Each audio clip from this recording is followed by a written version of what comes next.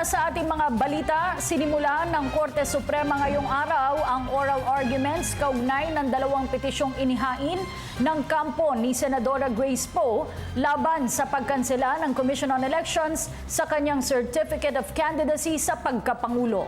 Matatandaang dinisqualify ng COMELEC si Poe dahil sa kakulangan umano ng requirement sa pagkandidato tulad ng pagkabigong mapatunayan na siya ay natural-born Filipino at kabiguan itong makakuha ng 10 taong residency requirement.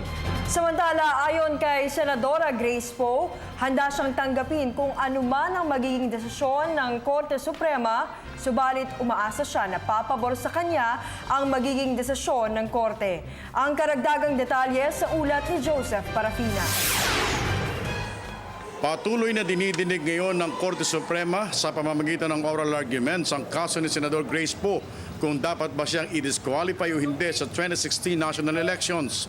Sa pagpapaliwanag sa Korte ng abogado ni Senador Grace Poe na si Attorney Alex Poblador, iginigit na tunay na Filipino citizen si Poe taliwas sa sinasabi ng kalaban ng mga ito. Nakaatang anyang karapatang magpatunay na hindi natural-born Filipino citizen ang kanyang kliyente sa mga petitioner at di sa kanila.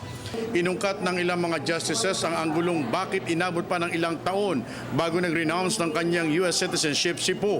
Sa pagsimula pa lamang ng pagdinig, nagpaalam na agad ang senadora na di niya matatapos ang oral arguments dahil may mga aasikasuhin siya sa Senado bilang mambabatas ng bansa. Dumalo din ang ina ng senador at malaking rally ang ginawa sa harap ng Korte Suprema ng kanyang mga loyal supporters. Para sa Telebisyon ng Bayan, Joseph Parafina.